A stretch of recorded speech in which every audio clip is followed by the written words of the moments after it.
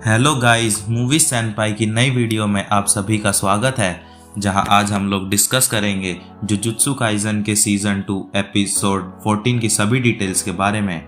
तो चलिए शुरू करते हैं। That might to conquer Jiren! Do it, Kakarot!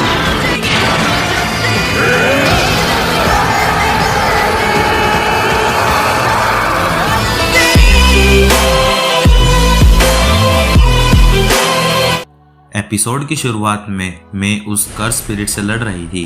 वो कहती है कि उसे उसकी टेक्निक समझ आ गई है। वो पहले अपने टारगेट को कॉफिन में बंद करता है, फिर एक पत्थर से उसे दबा देता है और फिर 3 तक काउंट करता है ताकि वो उसे अपने डोमेन में को हिट कर सके। इस कर्स स्पिरिट का नाम स्पेशल ग्रेड डिजीज कर्स स्पिरिट है और अगर वो 3 सेकंड के अंदर बाहर नहीं आई तो वो उसके डिजीज से मर जाएगी। फिर मैं उस स्पिरिट के अटैक से बचती है और सोचती है कि मेरे लिए उसकी टेक्निक एक प्रॉब्लम है कि अगर ये कर्स स्पिरिट मुझ पर ज़्यादा बार हमला करने में कामयाब रही तो मेरी स्पीड मैं खो दूंगी और ऐसा हुआ तो गीटो से मैं नहीं लड़ पाऊंगी। लगता है ये कर्स स्पिरिट अपनी इंस्टिंक्ट पर काम कर रही है और तब मैं अपनी कर्स टेक्निक एक क्रो पर यूज़ करती है और वो कर्स स्पिरिट उस क्रो को मार देती है। तब मेरे को ये कंफर्म हो जाता है कि कर्स स्पिरिट इंस्टिंक्ट्स पर काम कर रही है और सोचती है कि अगर इसे हराना है तो मुझे अपने बाइक को उसका टारगेट बनाना होगा ताकि मैं फ्रीली मूव कर सकूं। अगर इस पर एक बार भी टोम्बस्टोन का हमला हुआ तो ये मर जाएगा। तब मैं अपने भाई से पूछती है, क्या तुम मेरे लिए मर सकते हो? तब उसका भाई हाँ कहता है। फिर हम देखते हैं यूई अपनी कर्स्ड एनर्जी यूज़ करता है और वो कर्स स्पिरिट उसे पकड़ लेती है। इसका फ़ायदा उठाकर मैं उसका हाथ काट देती है। इधर यूई कहता है कि उसकी बहन ने कहा था वो मेरी ज़िंदगी को खतरे में डालना चाहती है। इसका मतलब ये है कि मैं अपनी कर्स टेक्निक को यूज़ कर सकता हूँ। यहाँ मैं कहती है कि यूई इस डोमेन को संभालेगा, मतलब मैं इस कर्स स्पिरिट पर ध्यान दे सकती हूँ। फिर मैं उस कर्स स्पिरिट को ढूंढने लगती है और वो कर्स स्पिरिट उस पर हमला करती है, पर मैं अपने क्रो से उसे हरा देती है।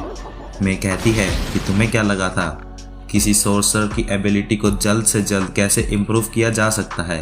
तब यूई कहता है कि एक बाइंडिंग बॉन्ड हो सकता है जिसके लिए आप अपनी ज़िंदगी को रिस्क में डालते हो। क्यों, मैंने सही कहा ना सिस्टर? मेरी बहन की टेक्निक है ब्लैक बर्ड मैनिपुलेशन और उसकी सबसे अच्छी बात है बर्ड स्ट्राइक, और इससे वो किसी भी क्रो से सुसाइड कमिट करवा सकती है और इससे वो उसकी एनर्जी को कितनी भी एनिमी को मारने के लिए यूज़ कर सकती है। और पूरी दुनिया में सिर्फ एक ही पर्सन है जो उसे रोक सकता है और वो है सातोरू गोजो। फिर वो दोनों डोमेन से बाहर आ जाते हैं जहाँ केंजाकू उनका वेट कर रहा था। वो कहता है कि यहाँ मौजूद सारे सोर्सर्स में से तुम सबसे स्किल्ड हो।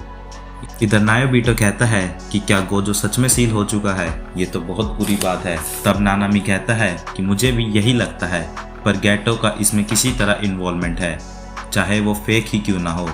नायोबिटो कहता है कि वैसे तो वो गोजो क्लैन को गिरते हुए देख खुश होगा। माकी उसे कहती है कि तुम यहाँ से जाओ। तब नायोबिटो माकी को वापस जाने को कहता है। नानामी भी माकी को सेम बात कहता है। तब माकी कहती है कि मैं एक पियक्कड़ से तो ज़्यादा ही काम आऊँगी। नानामी सोचता है कि शायद उसे अकेले ही आना चाहिए था। तभी उन्हें एक कर्स स्पिरिट दिखाई देती है और हम देखते हैं कि अचानक से नायोबिटो उसके पास पहुंच जाता है और मुक्का मारकर उसे दूर फेंक देता है। माकी पूछती है कि क्या तुमने वो देखा, जिस पर नानामी मना करता है। वो कर्स स्पिरिट रोते रोते उल्टी कर देता है और जोगो, हानामी और माहितो को याद करने लगता है और गुस्से में कहता है कि तुम लोगों की हिम्मत कैसे हुई हानामी को मारने की, और वो इवॉल्व हो जाता है। तब नायोबिटो कहता है कि अब उसे समझ आया ये इतना वीक क्यों था, क्योंकि ये अभी तक सिर्फ एक कर्स वूंड था। तब वो कर्स स्पिरिट पानी से उन पर अटैक करता है और माकी अपना कर्स टूल यूज़ कर उससे बचती है। नायोबिटो अपनी कर्स टेक्निक से खुद को बचाकर कहता है कि कर्स स्पिरिट, तुम्हें पता है एक एनिमेशन के 1 सेकंड में कितने फ्रेम्स होते हैं? तब वो कर्स स्पिरिट कहता है कि मेरा नाम कर्स स्पिरिट नहीं डैगन है। नायोबिटो एनिमेशन के बारे में बातें करता जा रहा था जिससे डैगन एनॉय हो रहा था। तभी नानामी उस पर हमला करके उसे नीचे फेंक देता है और माकी जैसे ही हमला करने आगे बढ़ती है वो उसका टूल पकड़ लेता है। नायोबिटो उससे एक फ्रेम में कन्वर्ट कर देता है और नानामी उस पर हमला कर देता है। डैगन नानामी के अटैक को रोक लेता है और उसके अराउंड पानी की एक रिंग बन जाती है और नायोबिटो कहता है कि मुझे यकीन नहीं हो रहा कि हमारे जैसे 2 ग्रेड 1 सोर्सर भी तुम्हें हरा नहीं पा रहे। माकी सोचती है कि अगर इस बूढ़े आदमी ने अपनी टेक्निक यूज़ नहीं करी होती तो वो अब तक मर चुकी होती। तब नायोबिटो कहता है कि तुम्हारे पास वाटर का स्पेशल बैरियर है, तो क्या इसका मतलब तुम अपने लार्ज स्केल अटैक भी कर सकते हो? तुम्हारे पास तो बहुत सारी कस्ट एनर्जी है, मतलब तुम्हारे पास और भी कस्ट टेक्निक्स होंगी। और सोचता है कि मुझे क्या करना चाहिए। आंसर सिंपल है, मुझे जल्द से जल्द इसे मारना होगा। तीनों उस पर हमला करते हैं पर डैगन हवा में चला जाता है। नायोबिटो उस पर हमला करता है और वो नीचे गिर जाता है। डैगन सोचता है कि मैं अपनी टेक्निक एक्टिवेट नहीं कर पा रहा, वो भी सिर्फ इस आदमी की वजह से।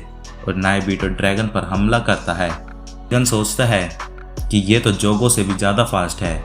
तब हमें बताया जाता है एक्शन सोर्सरी। ये नायोबिटो जेनिन की टेक्निक है जिसमें ये जिस भी चीज़ को देख रहा होता है उसको 1 सेकंड में 24 फ्रेम्स में कन्वर्ट कर देता है और इन फ्रेम से जो भी एक्शन बनता है उसे परफॉर्म कर पाता है। जब इसने अपनी ये टेक्निक एक्टिवेट की होती है तो ये जिसे टच करता है वो उनके भी 1 सेकंड के 24th फ्रेम को कंट्रोल कर सकता है। और अगर वो इस तरह परफॉर्म नहीं कर पाए तो वो फ्रीज हो रहते हैं। पर इसके कुछ रिस्क भी हैं। जो एक्शन एक बार डिसाइड कर लिया जाए उन्हें बीच में नहीं एडिट किया जा सकता। और अगर आप कोई ऐसा एक्शन बनाते हैं जो फिजिक्स और पाथ ऑफ मोशन को एक्सेसिवली इग्नोर करते हैं तो आप भी कुछ देर के लिए हैंग हो सकते हैं। फिर भी इसकी इसी टेक्निक के कारण गोजो के बाद ये सबसे फास्टेस्ट सोर्सर बन चुका है। जैसे ही नायोबिटो ड्रैगन को पंच मारता है उसका खून उस पर हाथ पर लग जाता है और वहाँ कुछ लिखा था। वो सभी एक बीच पर पहुँच जाते हैं जहाँ ड्रैगन कहता है domain expansion horizon of captivating Skandha. Dragon Maki और नानामी पर हमला कर देता है और माकी सोचती है कि ये एक डोमेन की गारंटीड हिट का हमला है। मैं तो इसे देख भी नहीं पाई जब तक इसने मुझे छुआ नहीं। नायोबिटो उस अटैक से कुछ नहीं होता। तब हमें बताया जाता है कि फॉलिंग ब्लॉसम इमोशन एक एंटी डोमेन टेक्निक है जो 3 बिग क्लैंस में बांटी गई है, जो कि एक सिंपल डोमेन की ही तरह है।